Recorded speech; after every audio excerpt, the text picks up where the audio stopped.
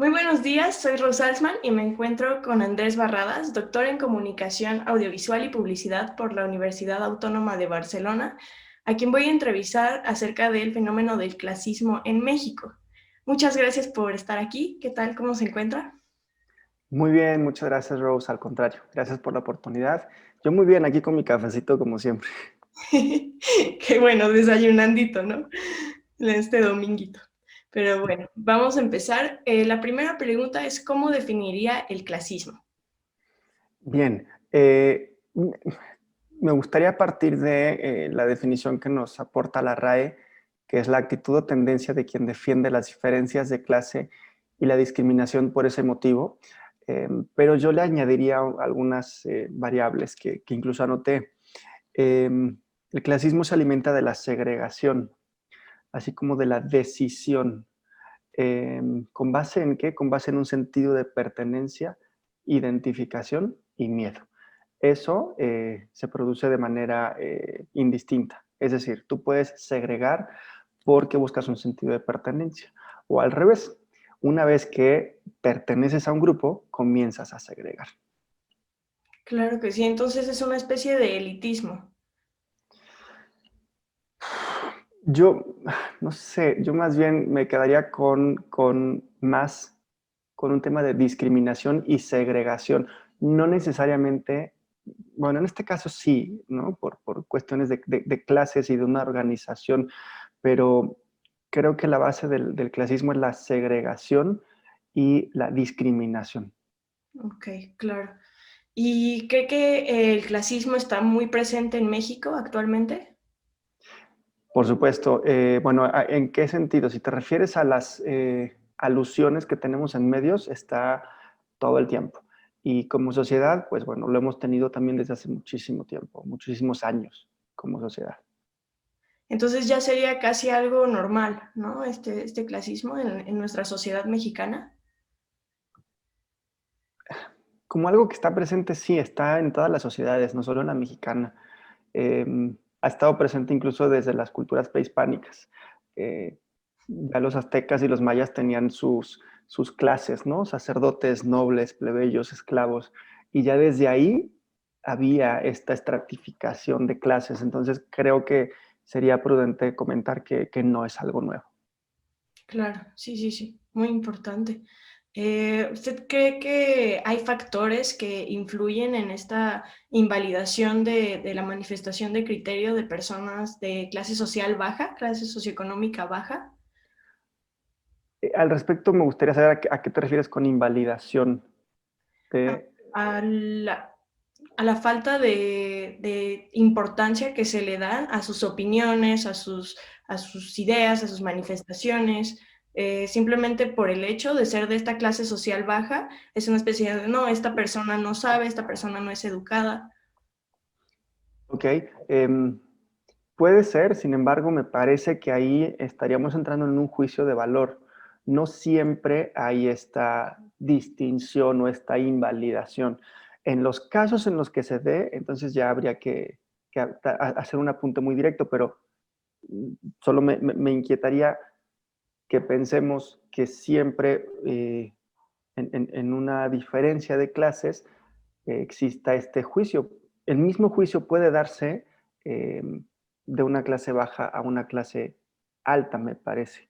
Entonces, solo con esa pequeñísima aclaratoria, eh, diría que sí, sí, puede ser que pues esa misma diferencia y ese miedo a que otra persona que no pertenece a mi supuesto grupo social o de clase económica tenga una opinión y que yo, por supuesto, pueda llegar a infravalorar, ¿no?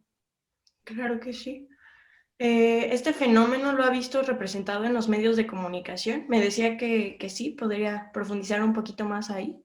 Seguro, seguro que sí. Pues lo hemos visto durante mucho tiempo y hoy las redes sociales nos permiten tener un acercamiento y en ese sentido es muy bueno que se esté dando porque hay foros como este que estamos teniendo, como esta entrevista, para hablar de un tema que es esencial en el desarrollo no solo de México, sino del mundo. Eh, ejemplos, montones, pero voy a traer uno a colación, el de un actor mexicano que se llama Tenoch Huerta.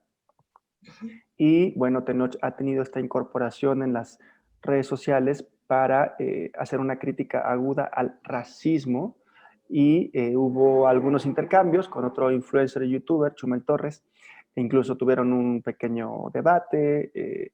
Tenoch tuvo una participación pues que en verdad fue buena, tanto para el tema en sí como para a la postre, digamos, su victoria como debatiente, aunque después nos traía un poco de incongruencia con otros mensajes alusivos a violencia.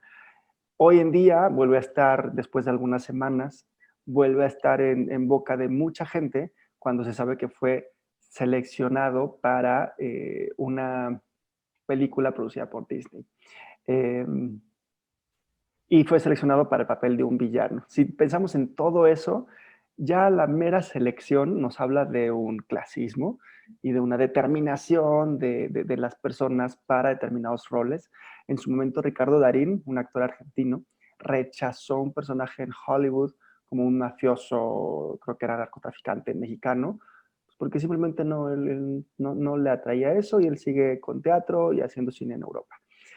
Y el punto ahora importante es que la gente está diciéndole a Disney que cómo es posible que tengan a Tenoch como uno de sus actores cuando está vinculado con una persona del crimen organizado. Todo esto es vamos, no lo he investigado, pero es lo que se dice en las redes sociales. Entonces, claro, en el día a día tenemos ejemplos como este, eh, en donde veremos esa diferencia de clases establecida en una diferencia económica o en una pigmentocracia eh, y elementos importantísimos que institutos como el INEGI nos pueden dar para conocer un poco más a detalle el problema y ejercer un criterio propio. Es muy, muy interesante lo que me dice, que desde la misma selección de los actores podemos encontrar el clasismo en los medios, pero ahora me gustaría preguntarle si ha encontrado casos específicos dentro del cine de oro, porque dentro de la investigación que realizamos, ahí lo encontramos bastante puntualmente, entonces quisiera saber su opinión al respecto. Mm, sí, por supuesto. Eh, el cine, bueno, es reflejo e influencia en la sociedad, yo suelo decir, y la mayor parte de las veces no es reflejo, es influencia. Sí, en época de oro, pues nada más con allá en el Rancho Grande del 36, que para mí es la cinta que abre esta época de oro, con un protagonista que es Tito Guizar, como un ranchero, pues de tez blanca, de ojos claros, romántico, aventurero, amoroso, galante. eh, pues sí, juega con un rol o un estereotipo muy, muy clavado de lo que debería de ser un ranchero. No es el único estereotipo. Durante toda la época de oro se jugó con el estereotipo de la mujer que acompaña al hombre, simplemente, con el hombre que pues es dueño de la mujer, eh, con la importancia del caballo, de la pistola, eh, con la violencia. Y todo esto pues fue una venta, para bien o para mal, es lo que representó a México durante casi 20 años, del 36 al 55, y la gente pues lo compraba. El tema aquí es que había un público que lo veía y sí, hay numerosas representaciones de este clasismo y las vemos tanto en las comedias o dramas citadinos como en los rurales. Si nos ponemos a ver las películas de Galindo, de Gabaldón o de Rodríguez, pues tienen estos elementos del clasismo muy marcados. ¿Y cree que esta representación tan normalizada del clasismo en el cine pudo afectar las opiniones de las personas y hacer que invaliden estos pensamientos de las personas de clase social baja, lo que le comentaba anteriormente? Uf, no lo sé. Eso puede resultar terreno pantanoso, porque entonces estaríamos dándole toda la responsabilidad del comportamiento social a una película o a una serie de películas. Yo más bien preguntaría si antes de esta época la gente no invalidaba y no hacía esta cuestión de invalidar la opinión de una persona de clase supuestamente baja. Pues yo creo que sí.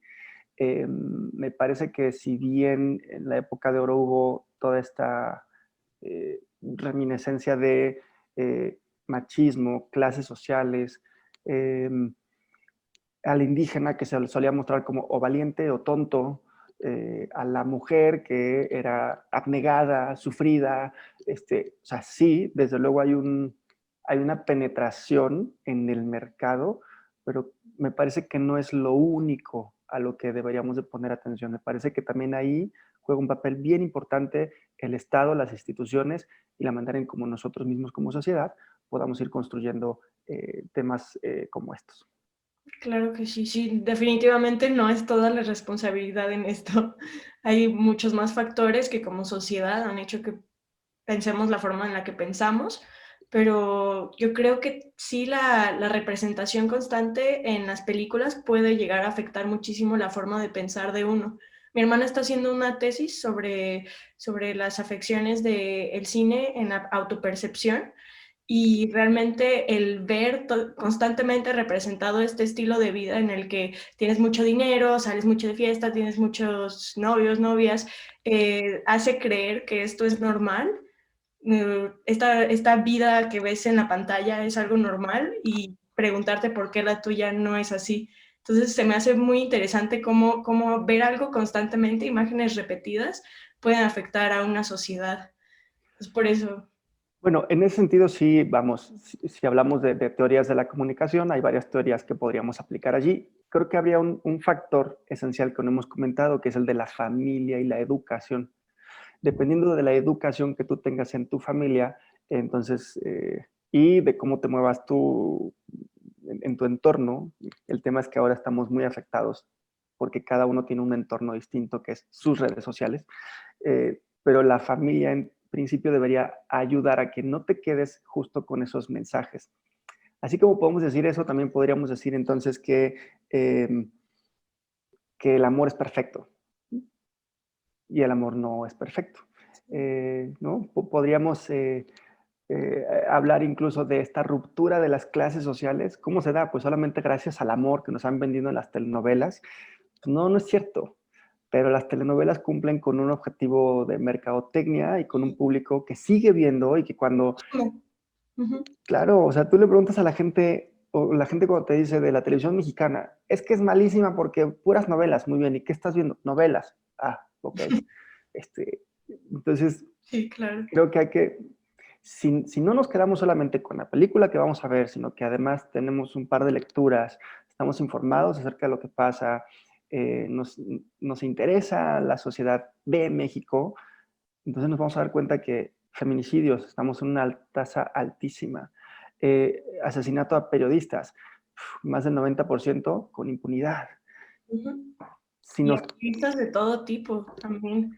Es, de todo tipo. el problema es ese, es que como sociedad muchas veces nos quedamos con los ojos pegados a la pantalla, ¿no? Como que a lo primero que vemos y ya, no buscamos más allá. Entonces, Sí, es lo más cómodo. Y entonces, como los medios y las productoras lo saben, algunas producciones se quedan con esta mirada superficial de los estereotipos y los clichés, en lugar de adentrarse en la complejidad de los personajes y de los temas.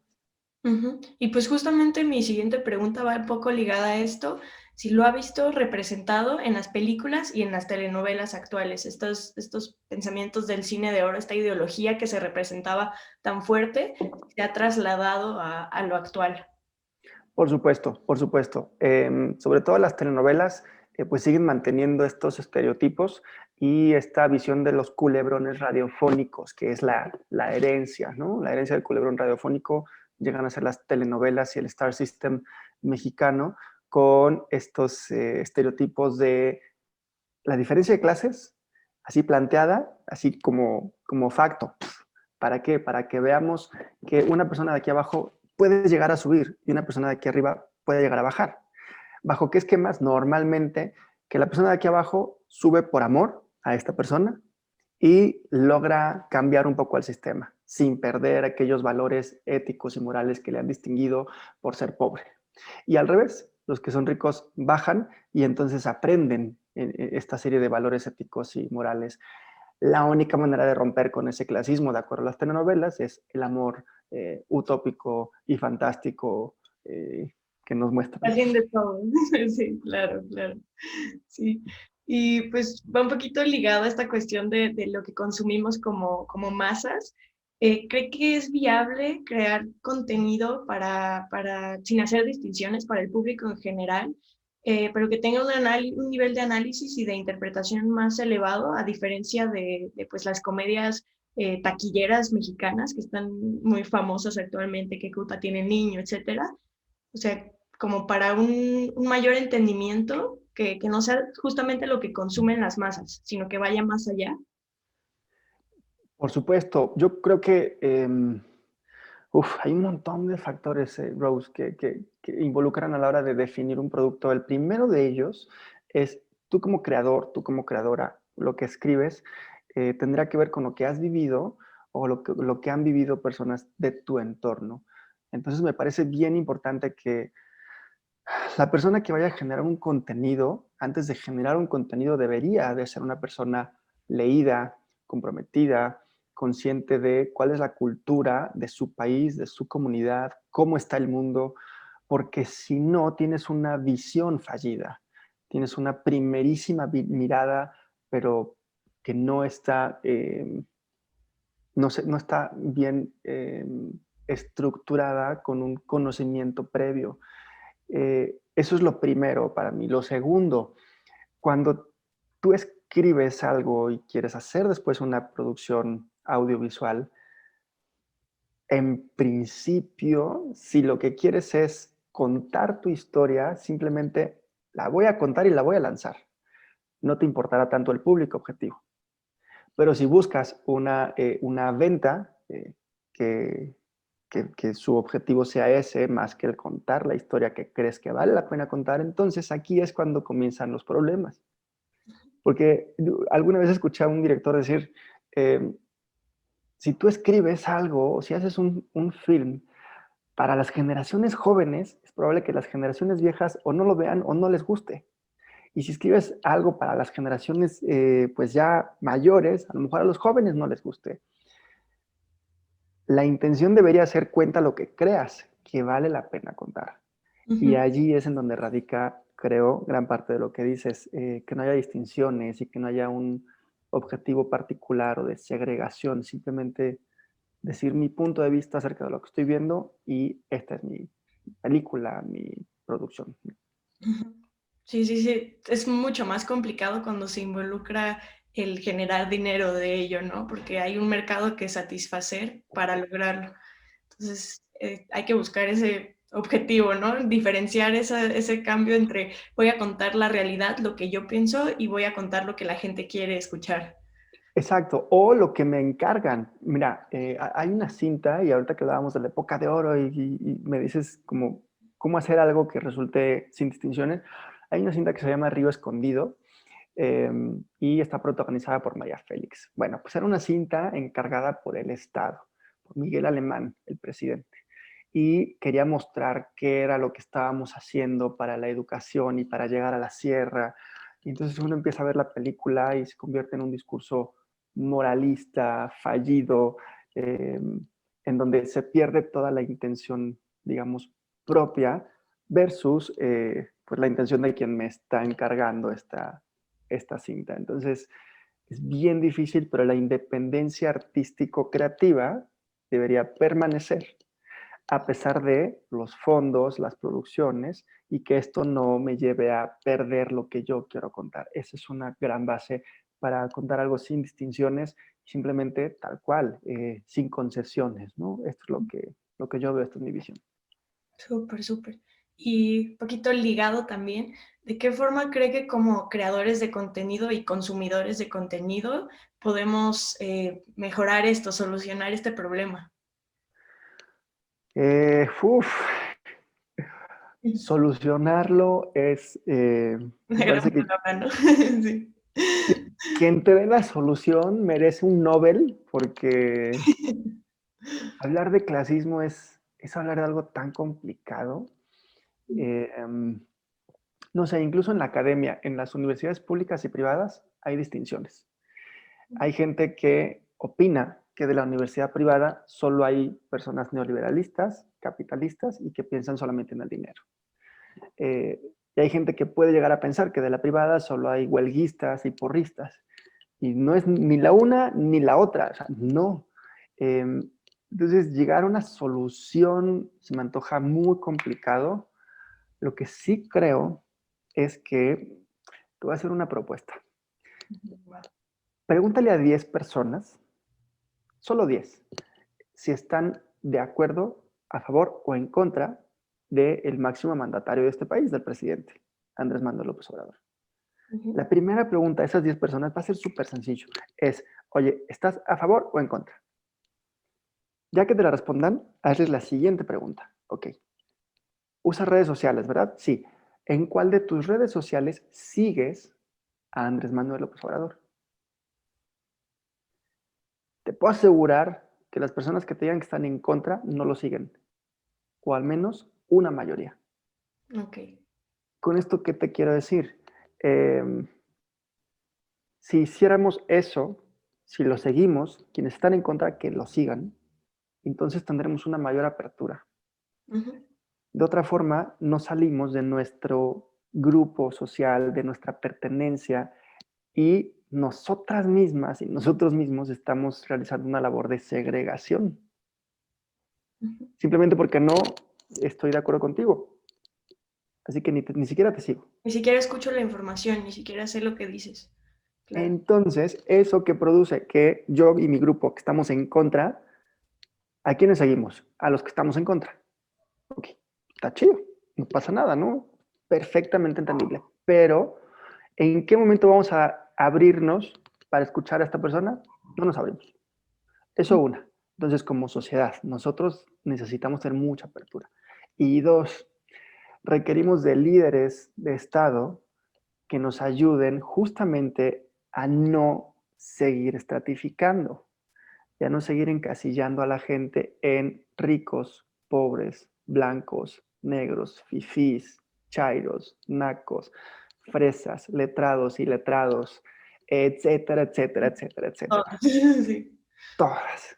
Eh, si logramos eso, si nuestras instituciones permiten eso, si nuestros líderes de Estado permiten esa apertura y nosotras mismas y nosotros mismos también tenemos esa apertura, entonces creo que podemos, si no solucionar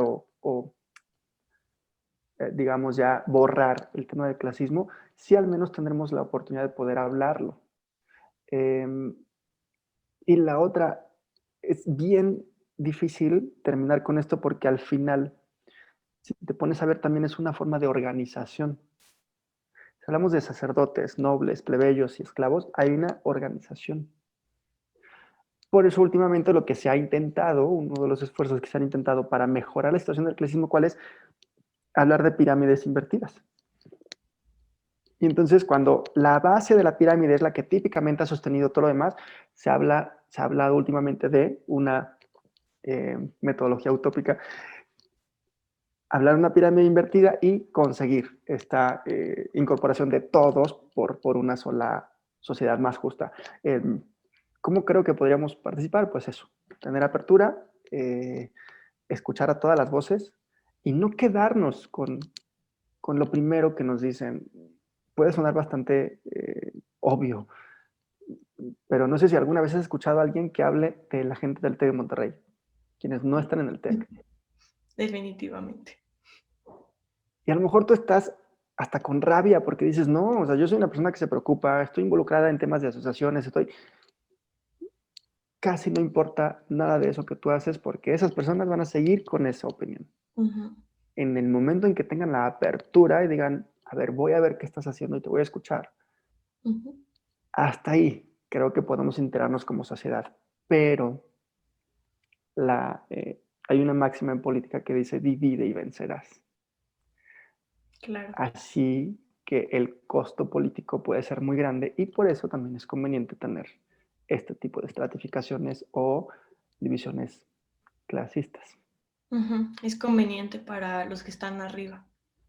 Puede, vamos, no quisiera generalizar, pero puede ayudar para tener una maximización de Bueno, es que de hecho existe. O sea, hoy en día tenemos a las redes sociales y está comprobadísimo. No sé si has llevado, bueno, lo vimos un poco en medios. Está comprobadísimo que cada sector es atacado de diferente manera. Ujú, En Estados Unidos hay una región que son los Apalaches y es una región mayoritariamente de gente, pues, no afroamericana. Eh, y la mayoría votaron por Trump. Y la mayoría de esas personas vive bajo niveles en el umbral de la pobreza. Algunos sin oportunidad de comer a veces, ¿no? Algunos días.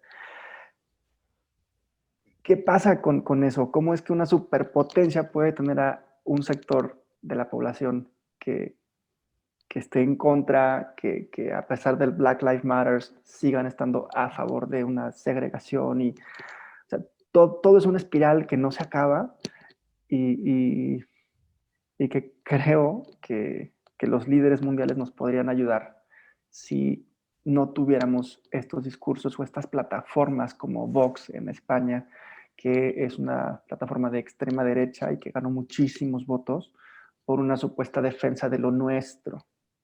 Eh, entonces todo apunta hacia cuestiones cerradas, como que cierro mi barda y aquí me quedo. Creo que esa es la clave. Perdón, me estoy extendiendo mucho, no, lo mil sé. gracias. Está increíble, si quiere continúe. No hay problema. No, ya, perdón. No, no, no, gracias, gracias. De verdad, todo lo que me dijo me sirve muchísimo, nos sirve muchísimo como equipo, como sociedad, incluso como individuos. Creo que el primer paso para lograr que algo cambie es estar informados, ¿no? Es hablar de ello, es discutirlo, es saber que está pasando un problema, reconocer el problema. Entonces, esta información que me dio ya nos dio ese primer paso y se lo agradezco muchísimo. Fue muy valiosa toda la información. Muchas gracias y que tengan un muy lindo día. No, aquí al contrario, lindo día a ti y te felicito por abordar este tema. Gracias.